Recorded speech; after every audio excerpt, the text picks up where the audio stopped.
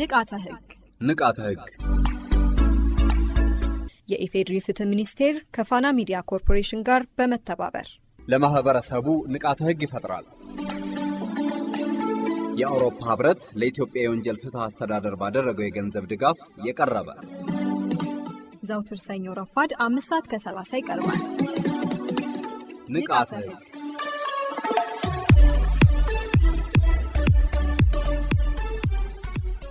በዚህ ፕሮግራም የሚተላለፉ መልእክቶች የአውሮፓ ህብረትን አቋም ያንጸባርቃሉ ማለት አይደለም።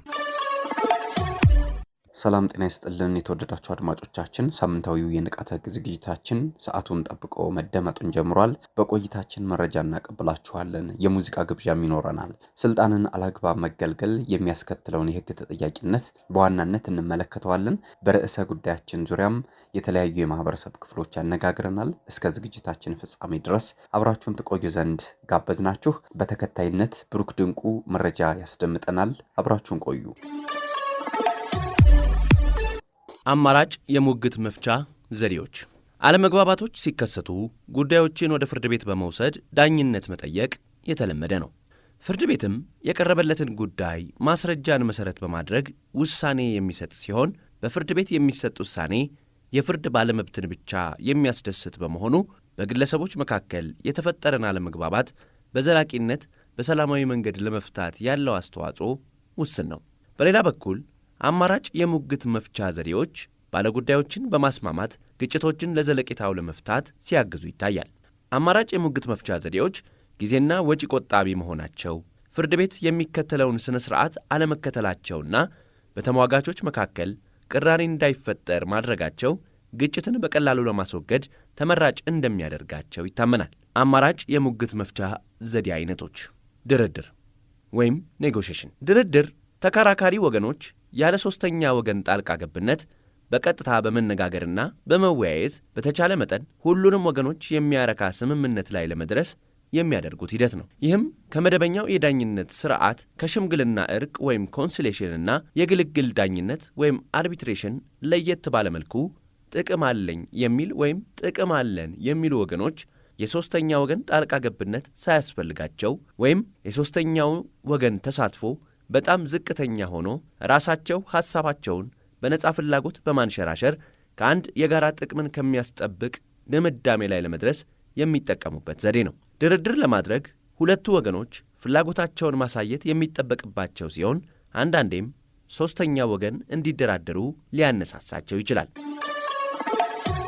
ሽምግልና ወይም ሚዲዬሽን። ሽምግልና ገለልተኛ የሆነ ሶስተኛ ወገን ወይም አስታራቂ ተከራካሪዎችን በማቀራረብና በማወያየት ሁለቱንም ወገን ደስተኛ ወደሚያደርግ የጋራ ስምምነት እንዲደርሱ የሚያግዝበት ሂደት ሲሆን አስታራቂው ወይም ሽማግሌው የውይይት ሜዳውን ምቹ ከማድረግና ተከራካሪ ወገኖች ስምምነት ላይ እንዲደርሱ ከማድረግ በዘለለ ውሳኔ የሚሰጥበት ሁኔታ አይኖርም። እንዲሁም በተደረገው ሽምግልና መሰረት የተደረሰበት የስምምነት ቃል የአስገዳጅነት ውጤት እንዲኖረው በጽሑፍ ሰፍሮ ተሸማጋይ ወገኖች ሊፈርሙበት ይገባል። የሽምግልና መሰረታዊ መርሆዎች። ሽምግልና በዋናነት በሚከተሉት መርሆዎች ላይ ይመሰረታል። አንደኛ፣ በፈቃደኝነት መሳተፍ ወይንም ቮለንተሪነስ። ተከራካሪ ወገኖች ወደ ሽምግልና በራሳቸው ፈቃድ የሚገቡ ሲሆን በፈለጉበትም ጊዜ ሂደቱን ማቋረጥ ይችላሉ። ሁለተኛ፣ ገለልተኝነት ወይም ኒውትራሊቲ። አሸማጋዩ ገለልተኛ መሆን የሚጠበቅበት ሲሆን ለሁለቱም ወገኖች ወገንተኛ መሆን የለበትም። 3. ሚስጥራዊነት ወይም ኮንፊደንሻሊቲ። በሽምግልና ሂደት የሚገለጹ መረጃዎች በሚስጥር መጠበቅ አለባቸው። 4. የወገኖች እኩልነት ወይም ኢኳሊቲ ኦፍ ዘ ፓርቲስ። ሁሉም ወገኖች ሐሳባቸውን በእኩል ዕድል የመግለጽና የመደመጥ መብት አላቸው። 5. የወገኖች በራስ መወሰን ወይም ፓርቲ ሰልፍ ዲተርሚኔሽን። የመጨረሻው ውሳኔ የተከራካሪ ወገኖች ሲሆን ሽማግሌው መፍትሄ እንዲያገኙ ከማመቻቸት ውጪ ውሳኔ አይሰጥም። 6. ቅን ልቦና ወይም ጉድ ፌዝ። ሁሉም ወገኖች በቅንነት በተሳካ ውይይት ፍላጎትና ለመፍትሄ በተዘጋጀ መንፈስ መሳተፍ ይጠበቅባቸዋል። 7. ተለዋዋጭነት ወይም ፍሌክሲቢሊቲ። የሽምግልና ሂደት ከፍርድ ቤት ሥርዓት ይልቅ ቀላል፣ ተለዋዋጭና ለወገኖች ፍላጎት ተስማሚ መሆን አለበት። 8. ፍትሐዊነት ወይም ፌርነስ። ሂደቱ ሁሉንም ወገኖች በእኩል የሚያስተናግድና ፍትሐዊ ውጤት ለማምጣት የሚያግዝ መሆን አለበት። 9 ሕጋዊነት ወይም ሌጋሊቲ። በሽምግልና የሚደረስበት ስምምነት ሕግን፣ ሕዝባዊ ሥርዓትን ወይም ፐብሊክ ፖሊሲን እንዲሁም መልካም ስነ ምግባርን የሚቃረን መሆን የለበትም። የግልግል ዳኝነት። የግልግል ዳኝነት በዓለም አቀፍ ደረጃ ተቀባይነት ያለውና በስፋት ሥራ ላይ እየዋለ የሚገኝ አማራጭ የሙግት መፍቻ ዘዴ ሲሆን ከድርድርና ከሽምግልና በተለየ ሁኔታ በመደበኛ ፍርድ ቤት ከሚደረግ የክርክር ሥርዓት ጋር ተቀራራቢነት ያለው የግጭት መፍቻ ዘዴ ነው። በመሆኑም የራሱ የሆነ የዳኝነት ሥርዓት ያለውና እንደ መደበኛ ፍርድ ቤት ክርክር የሚደረግበት፣ ማስረጃዎችም ቀርበው የሚመዘኑበት ሂደት ነው። የግልግል ዳኝነት ለማድረግ አስቀድሞ ሁለት ተዋዋይ ወገኖች በውላቸው ላይ አለመግባባት ቢፈጠር ጉዳዩን በግልግል ዳኝነት በማቅረብ የሚፈቱ መሆናቸውን ወይንም አለመግባባቱ ከተፈጠረ በኋላ በተዋዋይ ወገኖች የተፈጠረውን አለመግባባት በግልግል ዳኝነት ለመቋጨት መስማማት ይኖርባቸዋል። ተዋዋዮች በግልግል ዳኝነት አለመግባባትን ለመፍታት ስምምነት ሲያደርጉ በውላቸው ላይ አገላጋይ ዳኛ ማን እንደሚሆን፣ በየትኛው ሕግ እንደሚዳኙ፣ የግልግል ዳኝነት ቦታውና የመሳሰሉ ጉዳዮች በውላቸው ላይ ማስቀመጥ ይኖርባቸዋል። የግልግል ዳኝነት ከመደበኛ ፍርድ ቤት የሚለይበት መሠረታዊ ነጥብ የግልግል ዳኝነት በተዋዋዮች ስምምነት የሚመሰረት ሲሆን ተዋዋዮች ያለመግባባታቸውን በግልግል ዳኝነት የሚፈቱት አስቀድመው የገቡበት የውል ግዴታ ካለ ብቻ ነው። ከፋና ሚዲያ ኮርፖሬሽን ንቃተ ሕግ ነው እየተደመጠ የሚገኘው። ያደመጣችሁን ስለሆነ እናመሰግናለን። ወደ ዋናው ጉዳያችን ተመልሰናል። ስልጣንን አላግባብ መገልገል የሚያስከትለው የሕግ ተጠያቂነትን በተመለከተ የተሰናዳውን ጥንቅር አድምጠን ተመልሰን የምንገናኝ ነው የሚሆነው። በድጋሚ አብራችሁን ቆዩ።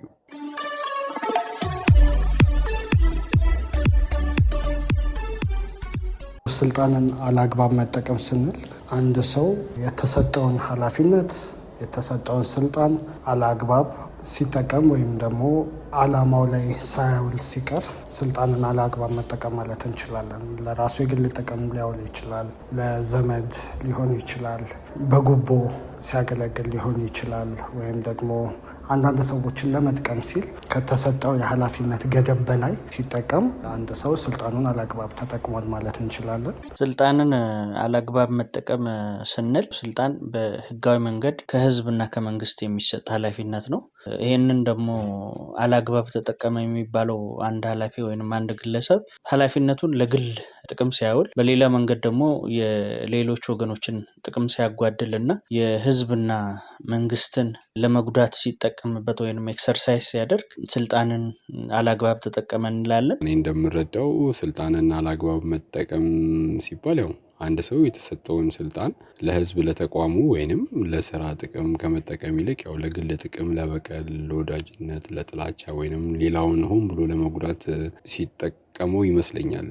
ስልጣን በራሱ ከህዝብ አደራ ወይንም ከመንግስትም ሊሆን ይችላል በአግባቡ እንድንጠቀምበትና ህዝብም ወይንም ተቋምን እንድንመራበት የተሰጠን በህግ የተወሰነ መነሻና መድረሻ ያለው ኃላፊነታችን እስከምን ድረስ ነው የሚል የተቀመጠ ነው። ያው ለእያንዳንዱ የስራ መደብ የተሰጠው የራሱ የሆነ የስልጣን እርከን አለ። ሰው አንዱ ማድረግ የሚችለውና ሌላው ማድረግ ማይችለው ብዙ ጊዜ ስልጣን በትልቅ ሌቭል ብቻኛ ስለምናየው ነው አይ ቲንክ ይመስለኛልና ሰው የትኛውም ሰው ባለበት የስራ እርከን ላይ ኃላፊነት አለው። ያንን ኃላፊነቱን ደግሞ አላግባብ ለተቋሙ ወይንም ለስራው ጥቅም ከመጠቀም ይልቅ ለግል ጥቅም፣ ለበቀል፣ ለወዳጅነት፣ ለጥላቻ ወይንም ሌላውን ለመጉዳት ሲጠቀምበት ይመስለኛል።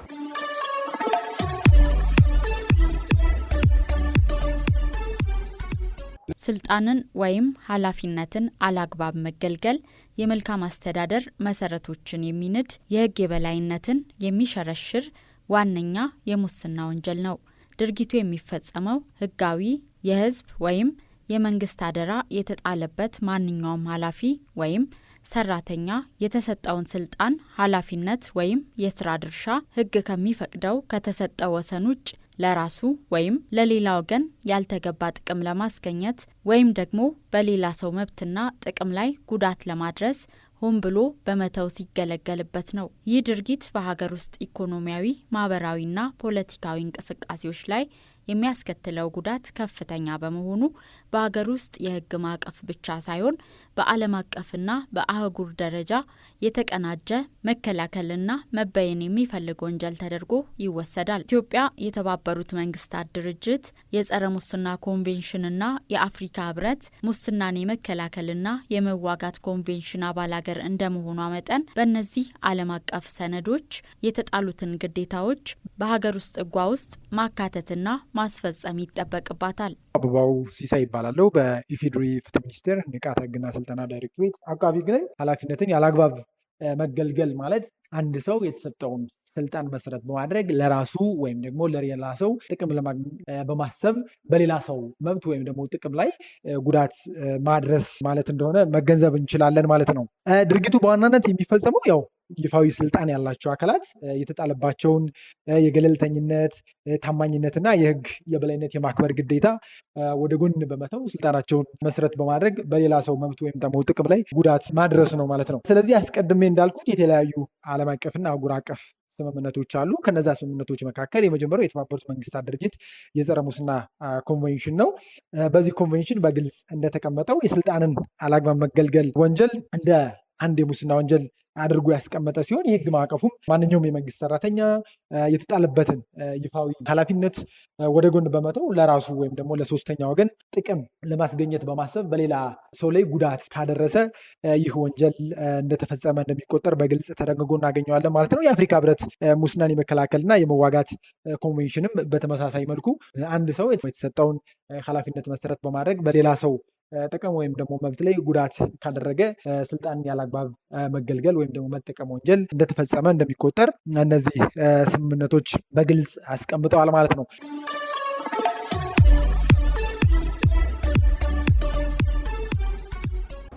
ማለት ስልጣንን የሚሰጠው ህዝብ ወይም ድርጅት ነው አይደለ? ያንን ትቶ እኔ ያልኩት ብቻ ይሁን ማለት ወይም ደግሞ የተጣለበትን እምነት ማጉደል ሲኖር ሰው ስልጣኑን አላግባብ ተጠቀመ ማለት እንችላለን። ለምሳሌ ያህል አንደኛው ጉቦ ነው አይደለ? ጉቦና ለዘመድ ማዳላት አላግባብ ስልጣን መጠቀም ስንል ሁሌ አእምሯችን ላይ የሚመጣ ነገር ነው። አንድ ሰው የመንግስት ድርጅት ሰራተኛ ሆኖ ህጋዊ ጉዳይን ለማስፈጸም ብር ካልሰጠኸኝ፣ ካልከፈልከኝ ወይም ደግሞ የሆነ ያህል ገንዘብ ወይም ደግሞ ሌላ አይነት ፌቨር ካልተሰጠኝ ይህንን አላረግም የሚል ከሆነ ወይም ደግሞ አንድ የተቀመጠ ማንዴት ለዘመዶቹ ወይም ለወዳጆቹ ሲል ህግን ጥሶ ሲሰርቅ ለዛ ዓላማ ሲያውል ህግን ያለ አግባብ ተጠቀመ ማለት እንችላለን። ለምሳሌ የግል ጥቅም ስንል ኃላፊ የስራ ቦታውን ተጠቅሞ የራሱን ዘመድ ብቻ ስራ ላይ ለማስገባት ቫካንሲ ከወጣ በኋላ ሆን ብሎ ለዛ ስራ ቦታ ብቁ የሆነ ሰውን በመተው የራሱን ዘመድ ምናምን ሲያስገባ ስራውንም ይበድላል፣ ስልጣኑንም አላግባብ ተጠቀመ እንላለን። ለበቀል ስንል ለምሳሌ አንድ ኃላፊ በግል ጸብ ተነስቶ ያለምንም ስራ ላይ ፐርፎርማንሱ ሳይለካ ያለውን ፖዚሽን ተጠቅሞ ብቻ ያለ ምክንያት ሰውየውን ከስራ ሊያግድ ይችላል ማለት ነው። ወሰንም ማለፍም ሊኖር ይችላል። የስልጣን ወሰንም ማለፍ ደግሞ ያው ከመደቡ አልፎ ቅድም ለማንሳት ሞክሬያለሁ። የሌላ የሰው ስልጣን ላይም ጣልቃ ገብቶ ለመወሰን ሙከራ ሲያደርግ ሰውን ማስፈራራት ሊሆን ይችላል። እኔ ኃላፊ ነኝ በማለት ያው ሰራተኞችን በማስፈራራት የግል ጥያቄዎችን እንዲሁም እንዲፈጽም ማስገደድ ምናምን ሊሆን ይችላል። እንግዲህ በማስፈራራት ማለት ነው። ተመሳሳይ ሁኔታ ላይ ያሉ ሰራተኞችን አንዱን በግል ምክንያት በመጥላት አንዱን ደግሞ በመውደድ ተመሳሳይ ጥቅም ማግኘት የሚገባቸውን ሰዎች ለአንዱ በማዳላት አንደኛውን ደግሞ በመጉዳት ሊሆን ይችላልና ያው እኔ እንደተረዳሁት እንደዛ ይመስለኛል። ሁሉም ሰው ያለበትን ቦታ በአግባቡ ከመጠቀም ይልቅ በግል ጥቅም ወይንም የመንግስትን ኃላፊነት የግልንም የድርጅትንም ብቻ ባለንበት የስራ እርከን ላይ አላግባብ ስንጠቀመው እንደዛ ነው ብዬ አስባለሁ።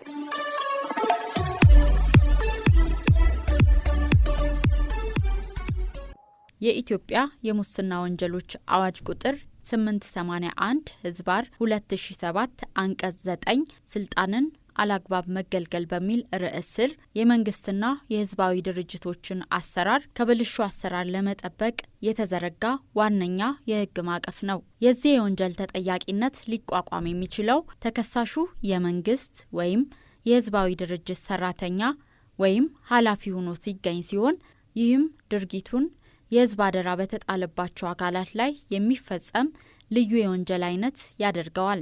አንድ ኃላፊ የህዝባዊ ድርጅት ሊሆን ይችላል ወይም ደግሞ የመንግስት ሊሆን ይችላል ስልጣኑን ወይም ደግሞ ኃላፊነቱን መሰረት አድርጎ በሌላ ሰው ላይ ጉዳት ካደረሰ በሙስና ወንጀሎች አዋጅ ቁጥር 881 አንቀጽ 9 ስር ተጠያቂ የሚሆንበት አግባብ አለ ማለት ነው። የዚህ አዋጅ አንቀጽ 9 ንዑስ አንቀጽ 1 የስልጣንን ያለ አግባብ መገልገል ወንጀል ለማቋቋም መሟላት ያለባቸውን 3 ግዙፋዊ ፍሬ ነገሮች ወይም ደግሞ በ3 መንገድ ሊፈጸም እንደሚችል የሙስና ወንጀሎች አዋጅ ቁጥር 881 አንቀጽ 9 ንዑስ አንቀጽ 1 ከሀ እስከ ሐ ድረስ በ3 ዋና ዋና መንገዶች ከፍሏቸው እናገኛቸዋለን ማለት ነው። የመጀመሪያው የተሰጠውን ስልጣን ወይም ደግሞ ኃላፊነት በግልጽ ተግባር ወይም ደግሞ በግድፈት አላግባብ መጠቀም ማለት ነው። ስለዚህ አንድ ሰው የተሰጠውን ስልጣን መሰረት በማድረግ ያንን ኃላፊነት ወሰኑን በማለፍ ወይም ደግሞ ማድረግ የሌለበትን ነገር ባለማድረግ ለራሱ ጥቅም ለማግኘት ወይም ደግሞ ለሌላ ሰው ጥቅም ለማስገኘት በማሰብ በሌላ ሰው ጥቅም ወይም ደግሞ መብት ላይ ጉዳት ካደረሰ ስልጣን ያለ አግባብ መገልገል ወንጀል እንደተፈጸመ ሊቆጠር እንደሚችል ወይም ደግሞ አንደኛው ማቋቋሚያ እንደሆነ የአዋጁ አንቀጽ 9 ንዑስ አንቀጽ 1 ሀ አስቀምጧል ማለት ነው። ለን በተመለከተ ደግሞ በህግ ወይም በመመሪያ ከተሰጠው ይፋዊ ስልጣንና ኃላፊነት ወሰን አልፎ መገኘት ነው። ሶስተኛው አንድ ሰው አንድን ነገር ለማድረግ ወይም ደግሞ ላለማድረግ ችሎታ የሌለው እያወቀ ወይም ደግሞ ከስራ መታገዱን እያወቀ ወይም ደግሞ ከስራ መዘዋወር ወይም ደግሞ ከስራ በመሰናበጥ ወይም በሌላ በማንኛውም ምክንያት አንድን ነገር ለማድረግ ስልጣን የሌለው መሆኑን እያወቀ ይፋዊ ስራዎችንና ውሳኔዎችን በማከናወን በሌላ ሰው መብትና ጥቅም ላይ ጉዳት ካደረሰ የስልጣንና ያለአግባብ መገልገል ወንጀል እንደተፈጸመ ይቆጠራል ማለት ነው። ምንድነው አሁን ስልጣንና ያለአግባብ ተጠቀመ አንድ ኃላፊ ስንል አንደኛ ምልክቶቹ የመንግስት ንብረት አለ፣ ገንዘብ አለ ወይንም የሰው ኃይል አለ።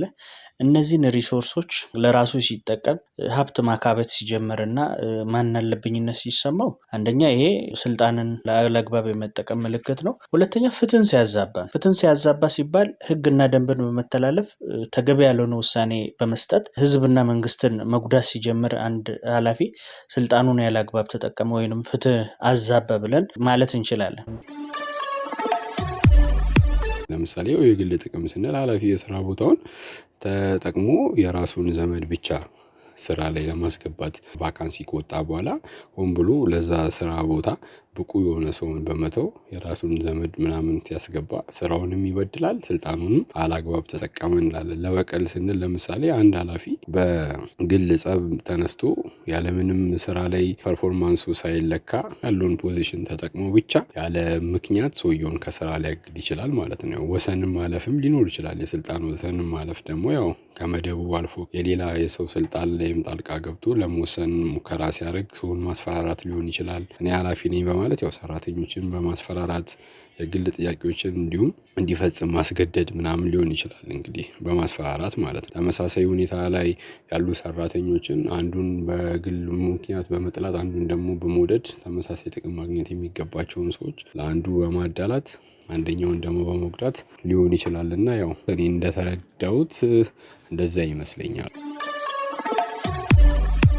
ሌላኛው ደግሞ ስልጣንን ተጠቅሞ ማስፈራራት ወይም ደግሞ ጉልበትን ማሳየት። በስራ ቦታ ላይ ያለ ኃላፊ በታች ያሉ ሰራተኞችን ከተሰጠው ስልጣን ወይም ደግሞ ካለው ማዕረግ ወይም ኃላፊነት በላይ ያልኩትን ካላደረጋችሁ አባርራለሁ ወይም ደግሞ ይህንን እርምጃ ወስዳለሁ፣ አበላሽባቸዋለሁ የሚል ከሆነ ህግን ያለማክበር አንዱ ምሳሌ ይመስለኛል። አሁን ለምሳሌ አንድ ድርጅት ውስጥ ሲሰራ ለህዝብ ወይም ደግሞ ለድርጅት የተመደበ ንብረት ሊኖር ይችላል። ያንን ንብረት ለግል ጉዳይ ማዋል፣ አንዳንድ ቢሮዎች ላይ መኪና እንዲሁም አንዳንድ ጥቅማ ጥቅሞች ስራውን ፋሲሊቴት ለማድረግ የተሰጡ ነገሮች አሉና እነሱን ነገሮች ወስዶ ለራስ ጥቅም ማዋል አይ ቲንክ ስልጣንና ያለአግባብ መጠቀም የሚለውን ሊገልጽ ይችላል ብዬ አስባለሁ።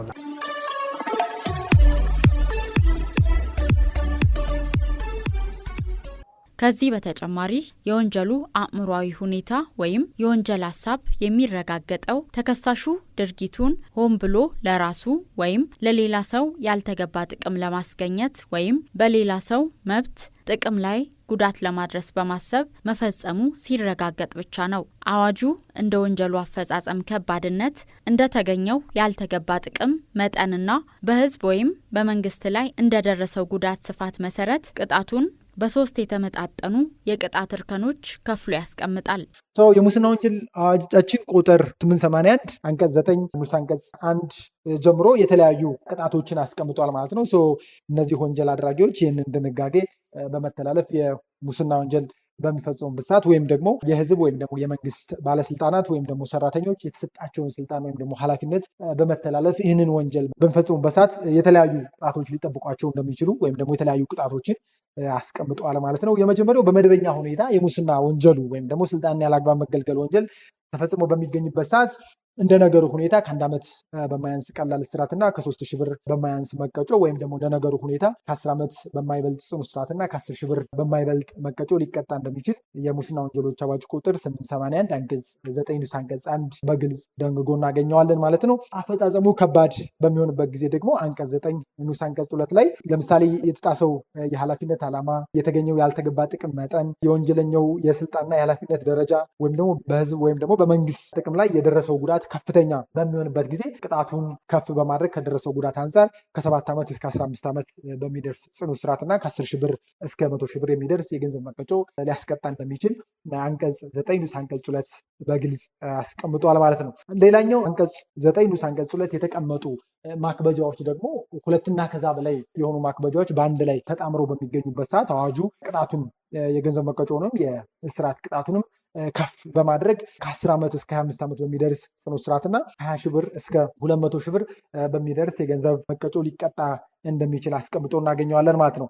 ስለዚህ አዋጁ በጠቅላላው መደበኛ ሁኔታ በሚኖርበት ሰዓት ከ1 ዓመት በማያንስ ቀላል እስራትና ከ3,000 ብር በማያንስ መቀጮ ወይም ደግሞ ከ10 ዓመት በማይበልጥ ጽኑ እስራትና ከ10,000 ብር በማይበልጥ መቀጮ ሊያስቀጣ እንደሚችል አስቀምጧል። ከባድ ሁኔታ ከሆነ የተፈጸመው ወንጀሉ ያ ማለት ለምሳሌ የተገኘው ያልተገባ ጥቅም በጣም ከፍተኛ ከሆነ እንዲሁም ደግሞ የተሰጠውን የኃላፊነት ዓላማ፣ የስልጣን ወይም ደግሞ የኃላፊነት ደረጃ ወይም ደግሞ በግል በህዝባዊ ወይም ደግሞ በመንግስታዊ ድርጅቶች የደረሰው ጉዳት ከባድ ከሆነ ደግሞ የደረሰውን ጉዳት ከባድነት ግምት ውስጥ በማስገባት ከ7 ዓመት እስከ 15 ዓመት በሚደርስ ጽኑ እስራትና ከ10,000 ብር እስከ 100,000 ብር በሚደርስ የገንዘብ መቀጮ ሊቀጣ ይችላል ማለት ነው። እነዚህ ማክበጃ ምክንያቶች ደግሞ ተጠቃለው 2 እና ከዛ በላይ ወይም ደግሞ ተጣምረው 2 እና ከዛ በላይ ማክበጃዎች ተሟልተው በሚገኙበት ሰዓት ደግሞ ከ10 ዓመት እስከ 25 ዓመት በሚደርስ ጽኑ እስራትና ከ20,000 ብር እስከ 200,000 ብር በሚደርስ የገንዘብ መቀጮ ሊቀጣ እንደሚችል የሙስና ወንጀሎች አዋጅ ቁጥር 881 አንቀጽ 9 ንዑስ አንቀጽ 1 እስከ 4 ያሉ ድንጋጌዎች በግልጽ ያስቀምጣሉ ማለት ነው።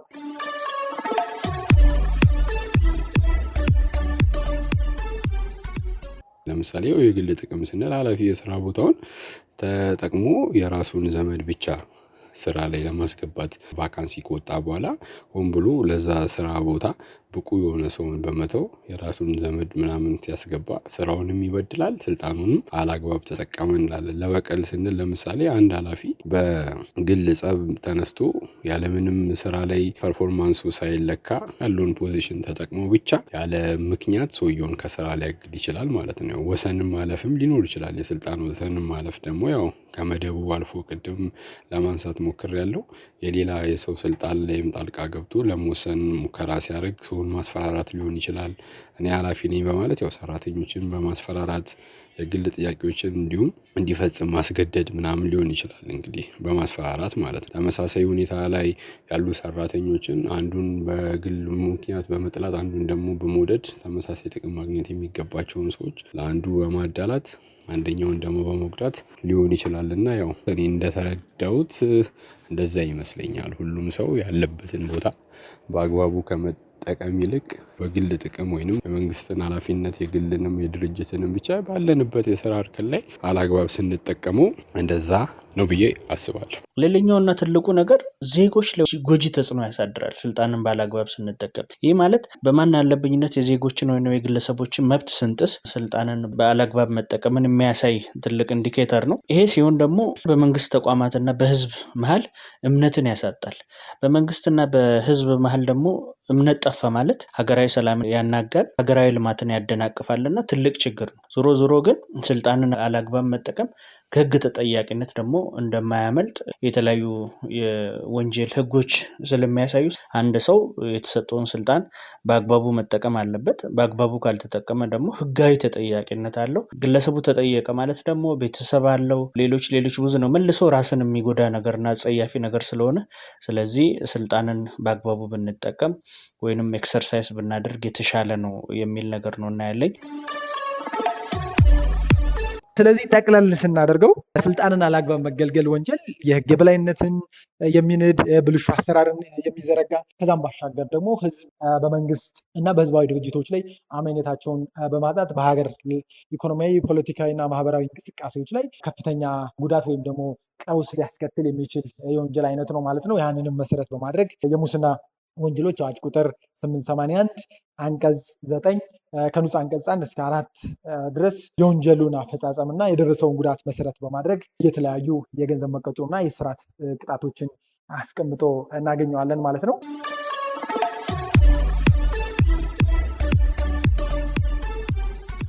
ውድ አድማጮቻችን ለዛሬው ያሰናዳነው የንቃተ ህግ ዝግጅታችን ያደመጣችሁትን ይመስል ነበር። የፕሮግራሙ አዘጋጅና አቅራቢ ትህትና ካሳሁን ስትሆን እኔም ቢኒያም አስናቀ ፕሮግራሙን እየመራሁ አብሬያችሁ ቆየሁ። ንቃተ ህግ የኢፌዴሪ ፍትህ ሚኒስቴር ከፋና ሚዲያ ኮርፖሬሽን ጋር በመተባበር ለማህበረሰቡ ንቃተ ህግ ይፈጥራል። የአውሮፓ ህብረት ለኢትዮጵያ የወንጀል ፍትህ አስተዳደር ባደረገው የገንዘብ ድጋፍ የቀረበ ዘውትር ሰኞ ረፋድ 5:30 ይቀርባል። ንቃተ ህግ